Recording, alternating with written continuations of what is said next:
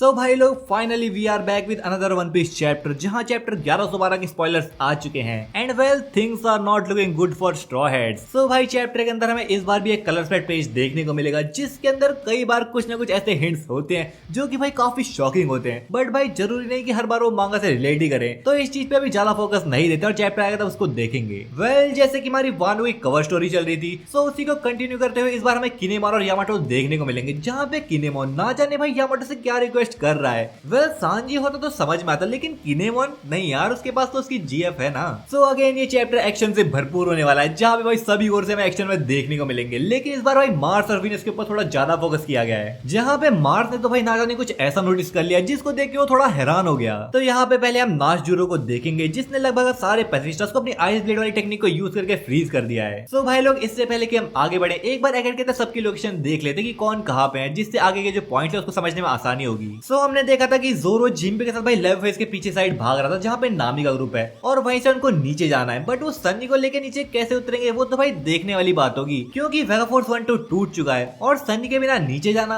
I don't know भाई क्या ऐसा करेंगे स्ट्रॉ हेड्स। सो यहाँ पे जो सांजी है वो एकेड के राइट साइड से नॉर्दर्न कोस्ट की तरफ बढ़ रहा है और नॉर्दर्न कोस्ट पे जो फ्रैंकी का पूरा ग्रुप है वो पहुंच चुका है। रही बात लूफी की, वो तो भाई अभी भी गोरसे के सामने ही और वहां से ज्यादा दूर नहीं निकल पाया, क्योंकि आसपास थोड़ी आग लग रही थी। सो अब देखो भाई एकेड के अंदर सीन क्या चल रहा है। ये जो फ्रैंकी का ग्रुप था वो तो भाई जायंट की शिप के पास पहुंच गया था, लेकिन वहां पे उनका सामना होता है वाइस एडमिरल से, क्योंकि वो लोग भी वहां पे पहुंच गए थे, जहां पे ऑब्वियसली उनको जायंट के साथ मिलकर उनसे फाइट करनी पड़ेगी और बॉनी भी इस फाइट में फ्रैंकी का साथ देगी। लेकिन ये जो वीनस है वो यार पैसिफिस्टर्स को आइलैंड के लेफ्ट साइड से काटते काटते सीधा आ पहुंचा है बॉनी के ग्रुप के पास, जहां उसने बॉनी को भी देख लिया है और मे भी अब उसके ऊपर अटैक भी करे, क्योंकि इसे बॉनी को मार के पैसिफिस्टर्स का जो कंट्रोल है वापस ही तो लेना है, क्योंकि जो पैसिफिस्टर्स परमानेंटली फ्रीज नहीं हुए बल्कि 1 घंटे के लिए जमे हैं। लेकिन जैसा कि मैंने बोला कि आइलैंड के राइट साइड से सांजी बढ़ रहा है और उसने ऑलरेडी काफी डिस्टेंस ट्रेवल कर लिया है, तो क्या ऐसा हो सकता है कि हमें जोरो वर्सेस वीनस की फाइट ना देख के पहले भाई सांजी वर्सेस वीनस का क्लैश देखने को मिले। आई मीन जरूरी नहीं यार कि पहले जोरो वीनस से ही फाइट करे, क्योंकि कई बार बैटल में ऐसा होता है कि बैटल में पहले जोरो और सांजी किसी एक अपोनेंट से फाइट कर रहे हैं और उसके बाद सेपरेट होकर अपनी मेन फाइट पे आ जाते हैं। तो भाई यहाँ पे ऐसा भी हो सकता है, या फिर क्या हमें सही में सांजी वर्सेस वीनस की कंप्लीट फाइट देखने को मिलेगी, जो कि भाई काफी इंटरेस्टिंग हो सकती है।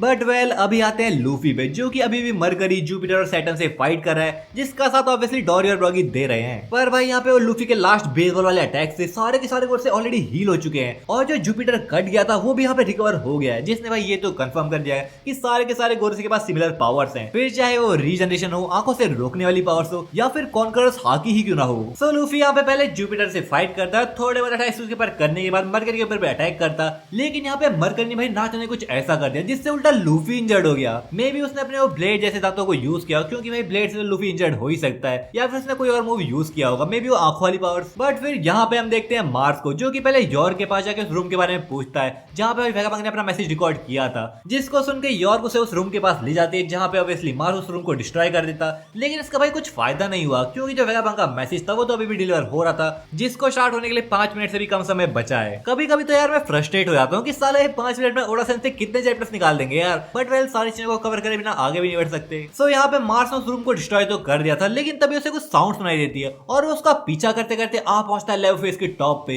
यानी कि पंक रिकॉर्ड्स के पास, और कहता है you have no luck Vegapunk. तो इसका क्या ये मतलब है कि पंक रिकॉर्ड से मैसेज डिलीवर हो रहा था और किसी बीप की साउंड ने भाई इसकी लोकेशन मार्स को बता दी हो, जिसको देख के मार्स ऐसा कह रहा है। और अगर ऐसा है तो क्या सही में ये मैसेज शुरू भी नहीं हो पाएगा? नहीं यार नहीं, इतना बड़ा धोखा तो नहीं दे सकते यार ओडासेन से। फाइनली कुछ इन्फॉर्मेशन सामने आने वाली थी यार 25 सालों के बाद, लेकिन अब इस क्लिफहैंगर का वेट करना पड़ेगा, जहाँ पे एट द एंड मार्स ने कुछ और नोटिस किया है और वो ऊपर की तरफ देखता है। अब ये ऊपर आसमान की तरफ है या फिर पंक रिकॉर्ड की डोम की तरफ, वो तो भाई हम चैप्टर में ही देख पाएंगे। लेकिन अगर वो आसमान की तरफ देख रहा है तो क्या ऐसा हो सकता है कि आसमान से कोई एगेड की तरफ बढ़ रहा है? ना भाई ऐसा तो नहीं हो सकता, but I don't know why मेरे दिमाग में एनल का ख्याल क्यों आ रहा है यार। बट वेल ये तो हम आगे ही देख पाएंगे। सो वीडियो को लाइक करना और चैनल को सब्सक्राइब करना मत भूलना। मैं मिलूंगा तुमसे अगली वीडियो में, तब तक के लिए सायोनारा।